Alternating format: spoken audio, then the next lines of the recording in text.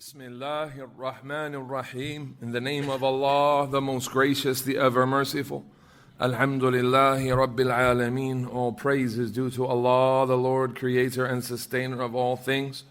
Wassalatu wassalamu ala rasulihil ameen. May Allah raise the rank of and grant peace to His trustworthy messenger, Nabiyyina Muhammadin, our Prophet Muhammad, wa ala alihi wa sahbihi ajma'een. And likewise all of his family, followers, and companions in entirety. Amma ba'd, as for what follows, فَاللَّهُمَّ ارْفَعْ عَنَّا وَعَنْ أُمَّتِنَا الْحَرَجِ. We ask Allah Ta'ala that He remove the difficulties that we face and that our ummah faces. Allahumma alayka bi'a'da'i ad-din al-yahuda wa man awanahum. Allahumma alayka bil-zalimin al-mu'tadin. We ask Allah Ta'ala to remove the oppression of the oppressors and to deal with the oppressors. فإنه لا حول لنا ولا قوة لنا إلا به, because there's no power or any ability that we have except through Him. اللهم عليك بالظالمين المعتدين فإنهم لا يعجزونك. We ask Allah that He take care of the oppressive, transgressive, harmful enemies of Islam, as they are not outside of His control. اللهم أرنا في الظالمين عجائب قدرتك. We ask Allah Ta'ala to show us amazing things from His capabilities within those who oppress our brothers and sisters. We ask Allah Ta'ala to preserve their lives, to grant them honor and dignity, and to forgive us and them. Dear brothers and sisters, at this time we begin our study of an epic story, the story of the boy and the king, the story of the boy, the magician, the monk, the beast, the trials and adventures of that amazing story. We ask Allah Ta'ala for benefit from this tremendous story from our Prophet Sallallahu Alaihi Wasallam. Real stories of real bravery, not fantasies, not superheroes, not mutants, not raising our children on falsehood, not connecting them to ideas and things that never happened, and thus changing the standards of strength and bravery, because we've corrupted the intellects of our children. And there's a man who can fly around the earth 8 times in 1 second. And so when you hear about real bravery from real human beings, well, that's nothing compared to Superman, because we're raising our children on lies. And so then we hear about real bravery that's really within the realm of possibility and that which has happened in human history, that which is a real inspiration. And it's nowhere compared to these fantasies that the people have introduced. And so the children are not excited by it, because we've allowed them to be influenced by the non-Muslim culture around us and corrupted by it, to the point that bravery is no longer bravery and heroism is not heroism, strength is no longer strength, real, actual feats of strength that Allah Ta'ala blessed people to have. And when people accomplish something amazing in the past from the prophets and messengers and from the righteous allies of Allah Ta'ala, it was immediate attention back to Allah Azza wa Jal, and the people who witness it return back to the worship of Allah. What's the result of the Avengers and the X-Men and the superheroes when they have victories? What happens with our children? Nothing except just deprival of all manners and virtues, loss of character, loss of standards, a love for the disbelievers, a love for their culture. Allahul Musta'an. We have to return to what grants us honor and dignity. Like Umar ibn al-Khattab said, we were a people in Jahiliyyah that were disgraced and humiliated. فَأَعَزَّنَا اللَّهُ بِالْإِسْلَامِ. So Allah granted us honor through Islam.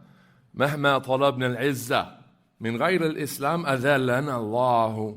Whenever we seek honor, distinction from other than Islam, then Allah disgraces us. And when you look around the world today, you see the disgrace and the humiliation of the ummah. And then when the advisors from the scholars of al-Islam and their students advise the ummah with what they are in dire need of, they are attacked. What are they attacked with? You're agents of the government. You don't care about the Muslims, etc.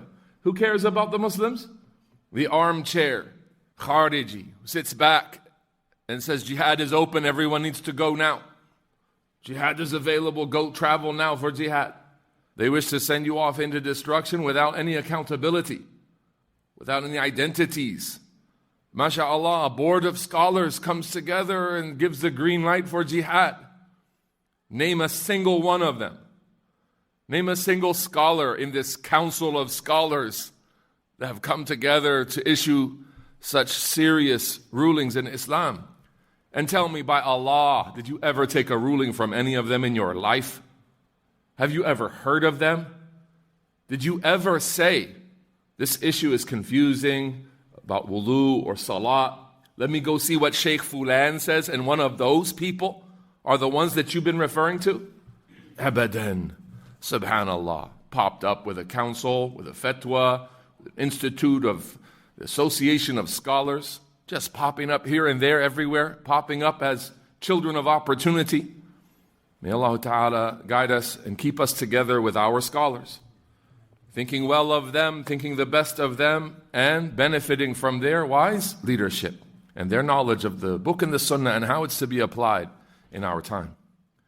قال الحافظ النووي, may Allah have mercy on him, said, وَعَنْ سُهَيْبٍ رَضِيَ اللَّهُ عَنْهُ, on the authority of Suhaib, may Allah be pleased with him, أَنَّ رَسُولَ اللَّهِ صَلَّى اللَّهُ عَلَيْهِ وَسَلَّمَ قَالَ, that the Messenger of Allah, may Allah raise his rank and grant him peace, said, and this story takes 3 pages of our workbook here.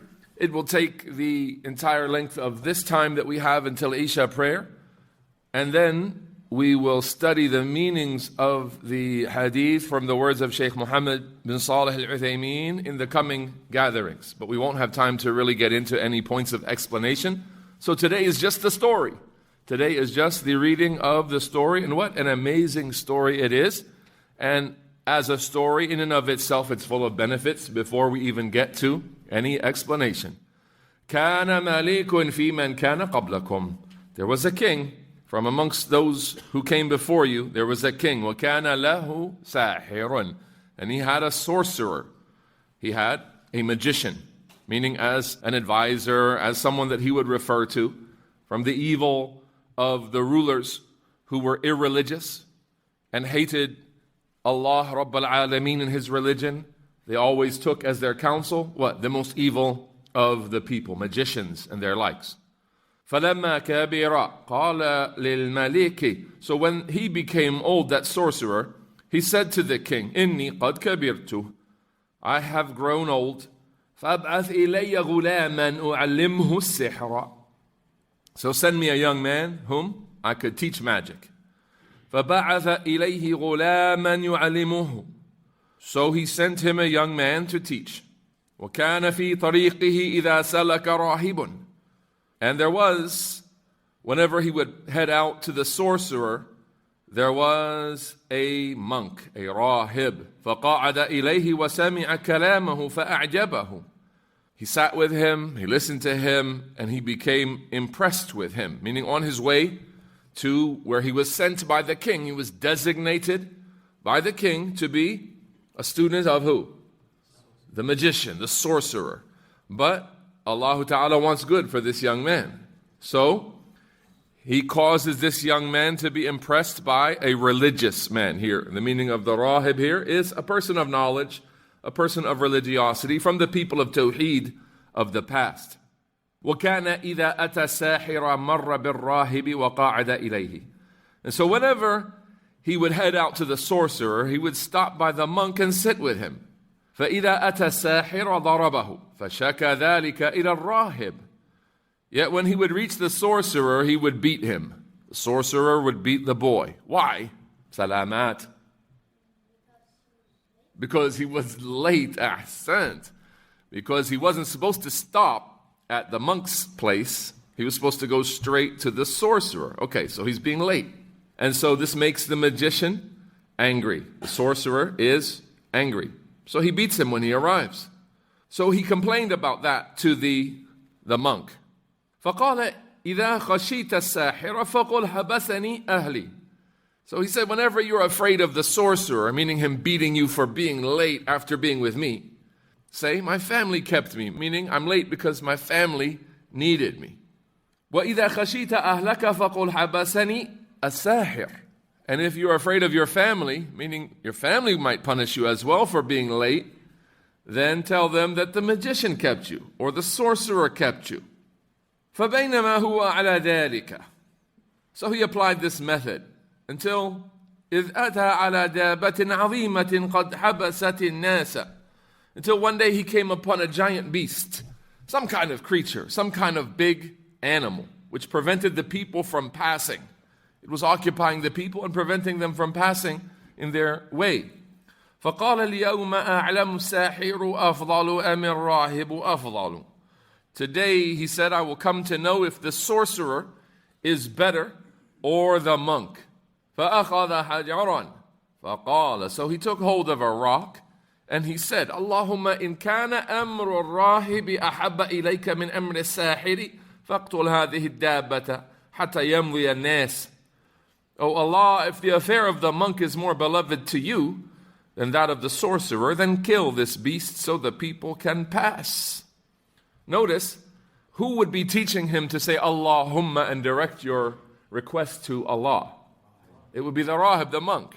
The sahir wasn't teaching him that. So he's actually applying the teachings of the monk, whom obviously he already believes is better, because he's following his teachings and he's not calling upon shayateen, he's not calling upon devils to give him guidance to what is most correct. So he's calling upon Allah alone, which means the rahib is having a very serious influence on him and he has taken to his teachings.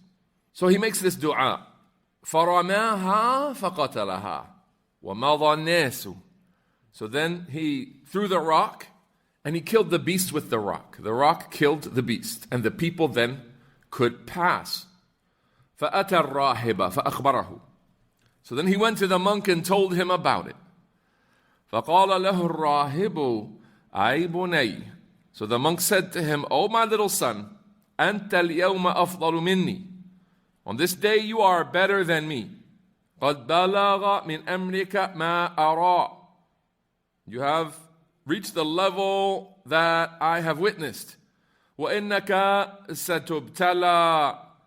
And you will soon be put to trial.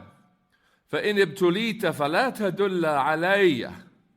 When you're put to trial, do not direct anyone to me. So obviously, this is more than just a worshiper. This is a person with insight. Because from the characteristics of the people of knowledge is what's their connection to fitna on the horizon. They see it coming before it arrives. When fitna arrives, everyone can see it.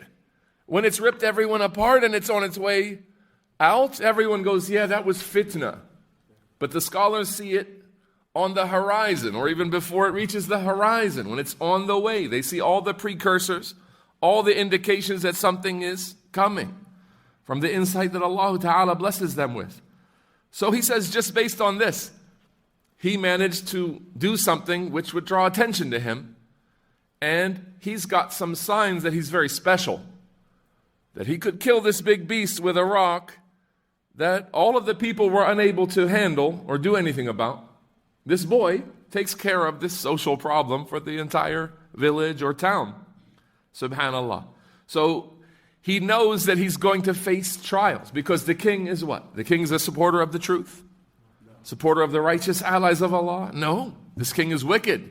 His companion is a magician. So he's going to persecute, harm, stop, and block all of the righteousness that would appear in the land. Now, so he knows that what's coming up is persecution. And he doesn't want personally any share of the harm. So he says, don't direct anyone to me. وَكَانَ الْغُلَامُ يُبْرِئُ الْأَكْمَهُ وَالْأَبْرَصَ. And so the young man would then cure the blind and heal the lepers. Now, the scholars mention he was a wali, a righteous young man, but not a prophet or messenger. So what do you call these kind of events? Mu'jizat or karamat? We call these karamat. And what's the difference between karamat, which are like miracles, and mu'jizat, which are miracles, but they're given to the prophets? What's the difference between the two? Could a karama given to a righteous person outdo a mu'jiza given to a prophet? No. Could it match it and be similar to it? Or is it of a lesser nature? It's of a lesser nature. The scholars have said, compare this to what Isa ibn Maryam would do, curing the blind and the lepers. But Isa ibn Maryam was also what? Bringing the dead back to life. All of this, bi'idhnillah, by the permission of Allah. Second distinction, Isa ibn Maryam would touch people. He would rub them and it would heal them. This boy was supplicating to Allah Ta'ala. So it was more obvious from Allah Ta'ala. Get the idea? So there were some distinctions. Isa was simply touching people, and by the permission of Allah, they were being healed. This boy was supplicating to Allah Ta'ala, and his supplications were answered. وَيُدَاوِي النَّاسَ مِنْ سَائِرِ الْأَدْوَاءِ. And he was curing people, treating the people from the rest of the illnesses that they had, meaning other than leprosy, other than blindness. فَسَمِعَ جَلِيسٌ لِلْمَلِكِ كَانَ قَدْ عَمِيَ. So one of the king's council who had gone blind heard about him. فَأَتَاهُ بِهَدَايَا كَثِيرَةٍ. So he came to him, meaning this councilman came to the boy with lots of gifts. فَقَالَ مَا هَا هُنَا لَكَ أَجْمَعُ إِنْ أَنْتَ شَفَيْتَنِي. So everything here is yours in its entirety. It's all for you if you heal me. فَقَالَ إِنِّي لَا أَشْفِي أَحَدًا. His response was, I do not heal anyone. I do not heal anyone. إِنَّمَا يَشْفِي اللَّهُ تَعَالَى. But rather the one who heals is Allah the Most High. So the righteous, do they like to be referred to and mentioned in high regard and attention given to them, min dunillah, less than Allah? Absolutely not. The righteous, they want Allah Ta'ala to be glorified through anything that they might accomplish. And they say, La hawla li wa la quwwata li illa billah. And they say, I have no power, I have no ability except by way of Allah. Anything you see from me that is good, then it's from Allah, not from me. Like that. This is the statement of righteous people. This is the humility of real character of the righteous, whom Allah Ta'ala favors. فَإِنْ آمَنْتَ بِاللَّهِ تَعَالَى دَعَوْتُ اللَّهَ فَشَفَاكَ. So if you would believe in Allah the Most High, I will invoke Him, and He will heal you. فَآمَنَ بِاللَّهِ تَعَالَى فَشَفَاهُ اللَّهُ تَعَالَى. So he believed in Allah, this councilman for the king, the evil king, believed in Allah, meaning he testified to his belief in Allah openly, and Allah the Most High healed him. فَأَتَى الْمَلِكِ. So then he went to the king. فَجَلَسَ إِلَيْهِ كَمَا كَانَ يَجْلِسُ. He took his seat where he would sit before, meaning in a way that shows he was sighted and not blind anymore. He came and sat like he used to do when he was sighted. Subhanallah. فَقَالَ لَهُ الْمَلِكُ. So the king said to him, مَنْ رَدَّ عَلَيْكَ بَصَرَكَ. Who returned your sight to you? Who restored your sight? قَالَ رَبِّي. He said, my Lord. He's a believer, truly, because he's saying this in the face of the king, who will not be pleased with this, right? Look what the king says, like Pharaoh. قَالَ أَوَلَكَ رَبٌّ غَيْرِي. Do you have some Lord other than me? So he's jealous. He wants the people's worship. He's not just an evil king, but he's a tyrant, similar to Fir'aun, who told the people, I know of no object of worship for you other than me. أَنَا رَبُّكُمُ الْأَعْلَى. I am your Lord, the Most High, and so on. So this man is from the Tawaghit. This king is from the transgressive polytheists that commanded the people to worship him. So, قَالَ رَبِّي وَرَبُّكَ اللَّهِ. This man who was a believer now, his belief in action is to say to this corrupt tyrant, my Lord and your Lord is Allah. This is bravery, because now he will suffer the consequences of this in this worldly life. So right away, فَلَمْ يَزَلْ يُعَذِّبُهُ. So he went on torturing him. Of course he tortured him. He went on torturing him on and on. حَتَّى دَلَّ عَلَى الْغُلَامِ.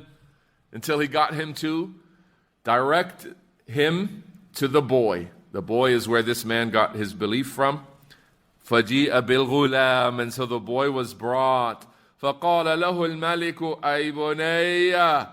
So the king said to him, the boy, "Oh, my little son, قَدْ بَلَغَ مِنْ سِحْرِكَ مَا تُبْرِئُ الْأَكْمَهَ وَالْأَبْرَصَ وَتَفْعَلُ وَتَفْعَلُ." Your sorcery is so good that you can now heal the blind man and the lepers, and you can do this and you can do that. فَقَالَ إِنِّي لَا أَشْفِي أَحَدًا. And so the young boy said, "I do not heal anyone. إِنَّمَا يَشْفِي اللَّهُ تَعَالَى. It is but Allah, the Most High, who heals." Notice the stability of the righteous worshippers of Allah Ta'ala, the firmness to say the exact same speech that he said before when there was no pressure on him. Now there's pressure on him in the face of a tyrant king who will torture, possibly kill him. He says what? "I don't heal anyone. It is only Allah who heals." And he knows the king hates to hear these words. He knows that. And he knows he's going to suffer consequences. But look at how his tongue remains firm because of his belief. فَأَخَذَهُ فَلَمْ يَزَلْ يُعَذِّبُهُ حَتَّى دَلَّ عَلَى الرَّاهِبِ. So he seized him and he went on torturing him until he directed them to the monk. Getting back to the source of the teachings of this boy. فَجِيءَ بِالرَّاهِبِ. Now we're going to leave the boy for a moment here. Let's bring the monk. The monk is brought. فَقِيلَ لَهُ إِرْجِعْ عَنْ دِينِكَ. And so it was said to him, "Return back from your religion. Denounce your religion." Notice, the king is not interested in guidance. He doesn't say, "Teach me from these beneficial things that you have taught this boy," which he could have said, right? But out of arrogance, he says, what? "Just denounce your religion." He's not interested in worshiping Allah alone. He knows what the call will be. So he's not an ignorant person who's just genuinely misguided. He's an arrogant opposer of the truth. So when he sees people upon the truth like this, a source of goodness, a key to goodness, he demands that they denounce their religion. Pause here for a moment. From the blessings of this ummah is we have the excuse of coercion. If someone did this to us, we have an excuse to say whatever would please this person who would kill us until that time of pressure is over, while our hearts remain firm upon faith. That's a special concession given to this ummah. The people of the past did not have this option. They had a stricter rule that whatever they said off their tongue, even under duress and coercion, they were fully accountable for it. So if a person said, "I denounce my religion," but he's only saying it without believing it, Allah would hold him accountable for it. That's in the nations of the past. So they were required to hold to their religion in the face of this kind of persecution. As you will see, that takes an important part of our story. That no one, even those with knowledge, no one had the excuse of coercion. فَأَبَى. So the monk refused to denounce his religion. فَدَعَى بِالْمِنْشَارِ. So he, the king, called for the saw. An actual huge saw that can saw people in half. فَوُضِعَ الْمِنْشَارُ فِي مَفْرِقِ رَأْسِهِ. So the saw was placed right over the top middle of his head. فَشَقَّهُ بِهِ حَتَّى وَقَعَ شِقَّاهُ. And so he cut him with it until he was split into two halves. ثُمَّ جِيءَ بِجَلِيسِ الْمَلِكِ. Then they brought the king's counsel, that man who was cured from his blindness. فَقِيلَ لَهُ إِرْجِعْ عَنْ دِينِكَ. Denounce your religion. It was said to him, denounce your religion. فَأَبَى. He refused. فَوُضِعَ الْمِنْشَارُ فِي مَفْرِقِ رَأْسِهِ. That saw then was placed right at the top of his head. فَشَقَّهُ بِهِ حَتَّى وَقَعَ شِقَّاهُ. And he was cut with it until he was split into two halves as well. So now, understand, the boy is now going to be asked to denounce his religion after seeing two of the people he knew murdered in front of him in a gruesome murder. That's what's happened now. So the pressure is really on, if he doesn't have firmness, for him to change his statement and agree and simply denounce his religion. But remember, he'll be accountable for that. The people of the past were not given the excuse of coercion. ثُمَّ جِيءَ بِالْغُلَامِ. Then the young boy is brought back. فَقِيلَ لَهُ إِرْجِعْ عَنْ دِينِكَ. it said to him, return back from your religion. فَأَبَى. The boy refuses to denounce his religion. فَدَفَعَهُ إِلَى نَفَرٍ مِنْ أَصْحَابِهِ. So the king handed him over to a group of his men. فَقَالَ, and said to them, اذهبوا به إلى جبل كذا وكذا.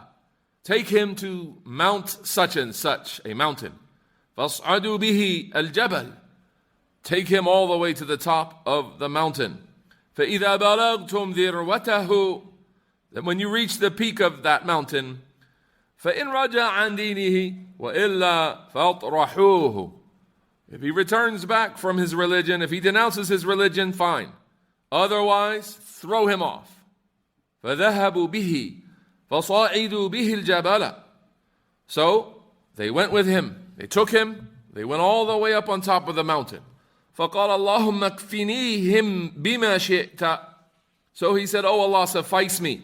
Protect me. Keep me safe with whatever you see fit. However you so will. فَرَجَفَ بِهِمُ الْجَبَلُ فَسَقَطُوا. So the mountain shook with them on it, and they fell off. They all fell down the mountain. وَجَاءَ يَمْشِي إِلَى الْمَلِكِ. And so he came back walking straight to the king. He came back walking to the king. فَقَالَ لَهُ الْمَلِكُ مَا فَعَلَ أَصْحَابُكَ. The king says, what did your companions do? What happened to the people with you? فَقَالَ كَفَانِيهِمُ اللَّهُ تَعَالَى. So he said, Allah sufficed me from them, and Allah is the Most High. That's our adhan. We'll listen to it at this time, inshaAllah ta'ala. He walked back to the king. Why do you think he came back to the king? Why didn't he flee? Why didn't he run? The boy realizes that these karamat, these miraculous things that have been happening, they're not for him to run away. Who's with him? Allah Azza wa Jal is with him. And when Allah Ta'ala is with you, and you've seen evidence that you are protected with very special protection, who will you fear? He goes back to the king full of confidence, not afraid of the king at all. Walks right back to his court. Subhanallah. This is the kind of bravery and heroism and strength, the kind of hero that we need for our children, not the fake ones, but real events that have happened in history, subhanallah. So this boy comes back to the king's court. And so the king says, what happened? You were with a bunch of grown men who took you to kill you, and you just walked back by yourself. Where are all of those men? They're all dead. They've all been killed. Allah Ta'ala's decree came, and they were wiped off of the mountain, subhanallah. Now he's back.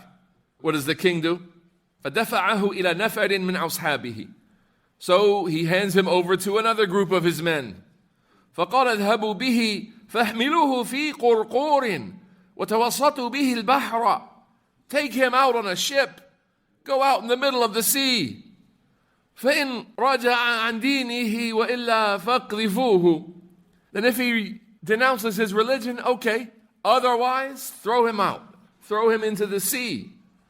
فَذَهَبُوا بِهِ فَقَالَ اللَّهُمَّ اكْفِنِيهِمْ بِمَا شِئْتَ. So they took him. He supplicated again, oh Allah, protect me from them, suffice me from them with whatever you so will. فَانْكَفَأَتْ بِهِمُ السَّفِينَةُ فَغَرِقُوا.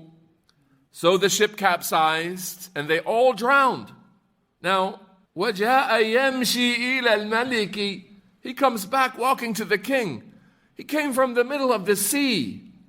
However, Allah Ta'ala wanted to save him back to the land, and then he walks back to the king's court again. By himself, everyone has been destroyed that went out with him. فَقَالَ لَهُ الْمَلِكِ. So then the king says to him, مَا فَعَلَ أَصْحَابُكَ. Where are your companions? Where are the men that went with you? فَقَالَ كَفَانِيهِمُ اللَّهُ تَعَالَى. So he said, what? Allah the Most High saved me from them. He sufficed me and kept me safe from them. فَقَالَ لِلْمَلِكِ إِنَّكَ لَسْتَ بِقَاتِلِ حَتَّى تَفْعَلَ مَا آمُرُكَ بِهِ. So then he says to the king, look at the confidence of a young boy here. You will not be able to kill me until you do what I say. He takes a role of authority now. You want to accomplish this thing here? I'll tell you how to do it, but you have to obey me. You have to listen to me. Subhanallah. And of course, what's behind all of this? the people are going to believe in Allah Ta'ala. This is the boy's mission, to be a caller to goodness, to be a caller to the worship of Allah Ta'ala. قَالَ مَا هُوَ. So the king says, what is it? What is it that I must do? قَالَ تَجْمَعُ النَّاسَ فِي صَعِيدٍ وَاحِدٍ. He said, gather the people in one place. وَتَصْلُبُنِي عَلَى جِذْعٍ. Tie me to a pole. ثُمَّ خُذْ سَهْمًا مِنْ كِنَانَتِي. Take an arrow from my quiver. ثُمَّ ضَعِ السَّهْمَ فِي كَبِدِ الْقَوْسِ. Then draw the arrow back into the bow. ثُمَّ قُلْ بِسْمِ اللَّهِ رَبِّ الْغُلَامِ. And then say, in the name of Allah, the Lord of the young man. ثُمَّ ارْمِنِي. And then shoot me with the arrow. فَإِنَّكَ إِذَا فَعَلْتَ ذَلِكَ قَتَلْتَنِي. And if you are able to do that, if that's what you do, then you will have killed me. فَجَمَعَ النَّاسَ فِي صَعِيدٍ وَاحِدٍ وَصَلَبَهُ عَلَى جِذْعٍ. So he gathered all of the people in one big place and he tied him to a pole. He hung him up to a pole. ثُمَّ أَخَذَ سَهْمًا مِنْ كِنَانَتِهِ. Then he took one of his arrows from his quiver. ثُمَّ وَضَعَ السَّهْمَ فِي كَبِدِ الْقَوْسِ. Then he pulled the arrow back into the bow. ثُمَّ قَالَ بِسْمِ اللَّهِ رَبِّ الْغُلَامِ. And then he said, in the name of Allah, the Lord of the boy. ثُمَّ رَمَاهُ. Then he shot the arrow at him. فَوَقَعَ السَّهْمُ فِي صُدْغِهِ. The arrow landed over his temple. فَوَضَعَ يَدَهُ فِي صُدْغِهِ فَمَاتَ. He placed his hand over his temple where the arrow struck him as he died. فَقَالَ النَّاسُ. So then the people said, آمَنَّا بِرَبِّ الْغُلَامِ. We believe in the Lord of the boy. فَأُتِيَ الْمَلِكُ فَقِيلَ لَهُ أَرَأَيْتَ مَا كُنْتَ تَحْذَرُ. So then people came to the king and said, now don't you see what you were afraid of? قَدْ وَاللَّهِ نَزَلَ بِكَ حَذَرُكَ. The people said to him, by Allah, the thing you were afraid of is now happening. قَدْ آمَنَ النَّاسُ. The people have believed, meaning in Allah. فَأَمَرَ بِالْأُخْدُودِ بِأَفْوَاهِ السِّكَكِ فَخُدَّتْ وَأُضْرِمَ فِيهَا النِّيرَانِ. Then he ordered that ditches were dug and fires kindled in them. وَقَالَ مَنْ لَمْ يَرْجِعْ عَنْ دِينِهِ فَأَقْحِمُوهُ فِيهَا. And he said, after the fires were kindled in the ditches, he said, whoever does not denounce his religion, throw him into it. فَفَعَلُوا. So they all did that. His men obeyed him, and they did that. حَتَّى جَاءَتِ امْرَأَةٌ وَمَعَهَا صَبِيٌّ لَهَا. And this was the case until there was a woman who had a baby with her. فَتَقَاعَسَتْ أَنْ تَقَعَ فِيهَا. And so she hesitated before going into it. Remember, they would all have to, at this point now, remain believers and voluntarily submit and die, or actually apostate with no excuse of coercion. So they need firmness now. They don't have the option of coercion. They have to remain as believers, and this is how they have to perish, from the decree of Allah Ta'ala as a special test for these people. So Allah Ta'ala grants another karama here, grants another miraculous event to his righteous allies here. And this is not for the boy, this is for this woman here.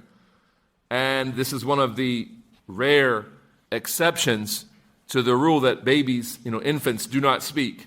But Allah Ta'ala has made infants speak in very select occasions, and this is one of them, a very special miracle that has happened here. فَقَالَ لَهَا الْغُلَامُ. So her little baby said, يَا أُمَّهْ إِصْبِرِي فَإِنَّكِ عَلَى الْحَقِّ. So the baby spoke to her saying, Mama, be patient, you're upon the truth. Meaning, go into the fire, be patient with the decree of Allah. And she did so. Rawahu Muslimun. This hadith was collected by Muslim. The discussion about the meanings of some of the words will be, insha'Allah ta'ala, the first thing that we take after the biography of the companion and the collector of the hadith. Insha'Allah ta'ala next week. So if there's any basic questions or corrections to errors made about our story this evening, then we'll take that before we close, insha'Allah ta'ala. Lam ya'uthmanu. Is this about Surah Al-Buruj? Are these Ashabul Ukhdud in Surah Al-Buruj? Yes, that's how the scholars explain this hadith, that these are the people who built the ditches that are mentioned in Surah Al-Buruj. Naam. Aba Sufyan. In the beginning, the monk didn't teach the boy to lie, did he? That's an issue that will come up with the explanation of Sheikh Muhammad bin Salih al-Uthaymeen.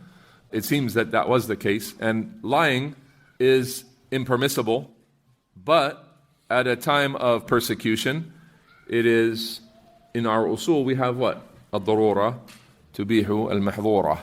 The emergency allows or grants an allowance for something that's impermissible.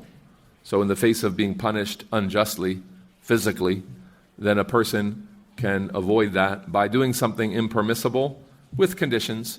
That's in our Sharia, and it seemed to be the case with their Sharia. And Allah Ta'ala knows best. And you could also say there's a ta'wil. Some of the scholars mention that these are ma'arid, these are actually correct statements, they have a basis. Yani habasani ahli, my family kept me. It doesn't mean today, but at one point in my life, my family kept me. So he has an angle of correctness for what he's saying. Obviously, that's not going to be what's understood. What's understood is that they just now kept you.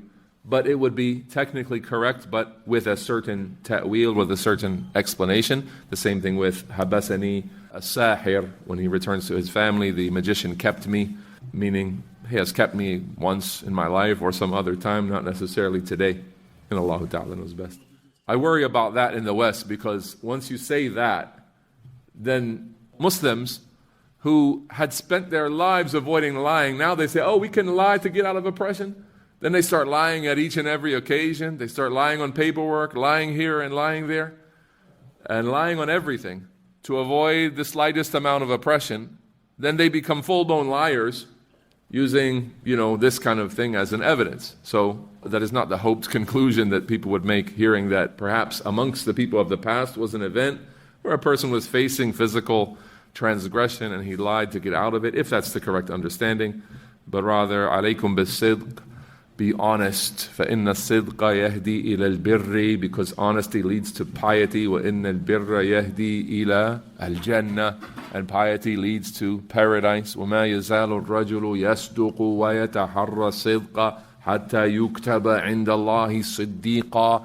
And a man will tell the truth and go on telling the truth and looking for opportunities to always tell the truth, meaning when it's difficult, until Allah writes him down as a siddiq, a devoutly truthful man.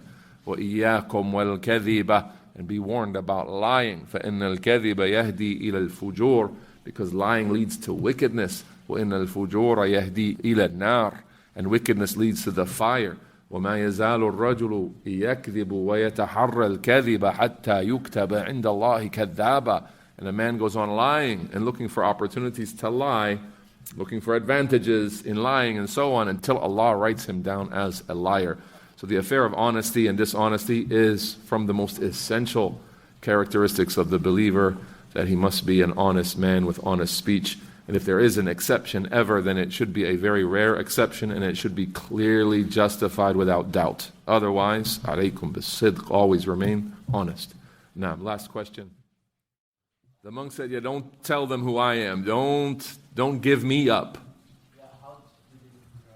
How did they know about the monk? They tortured the boy until the boy mentioned the monk, as mentioned in the story. They tortured the boy until the boy mentioned the monk, his teacher. No. Yeah, you can say, when the king's reaction was, do you have some lord other than me? Instant rejection and arrogance, and no interest in who the Lord is, that has returned a man's sight. There's a very clear, miraculous event that's happened here. And the king had not been able to do that. The king's sorcerer had not been able to do that. Even with that, the presence of a miraculous event, something done that a person would want to know how it was done, and want to know about the one who performed it, or the one who facilitated it, yet the king obviously knew this was going to go back to Allah, Rabbul Alameen, and the necessity to worship Him alone and so on. And so he instantly says, there's no Lord for you other than me. How could you have a Lord other than me? And he just starts torturing him and punishing him. No seeking of the truth at all. No question, nothing. This shows that he had some knowledge about Allah Ta'ala. And if he has a witch or a sorcerer or a magician as counsel, then this is the expected result. They're not going to tell a person to be humble and accept the truth when it comes to you as advisors. They're going to tell them what? Watch out for these people who claim to believe in Allah. These are the worst of your enemies. These are the people who are going to take your power. And this is what Pharaoh was afraid of from Musa and from the children of Israel. That's why he ordered all of the male offspring of Bani Israel to be slaughtered at birth and so on, because of the fear inspired by these shayateen from their fortune telling and all of their pessimistic worries and soothsaying and all of that. And that's how the leaders are who take such people as advisors. They are wicked people with wicked advisors. Now, we ask Allah Ta'ala to grant honor and success to the Muslim leaders. We ask Allah Ta'ala to grant dignity, honor, and noble lives to the oppressed Muslims in Palestine and elsewhere. Wa sallallahu wa sallam wa barik ala nabiyyina Muhammadin wa ala alihi wa sahbihi.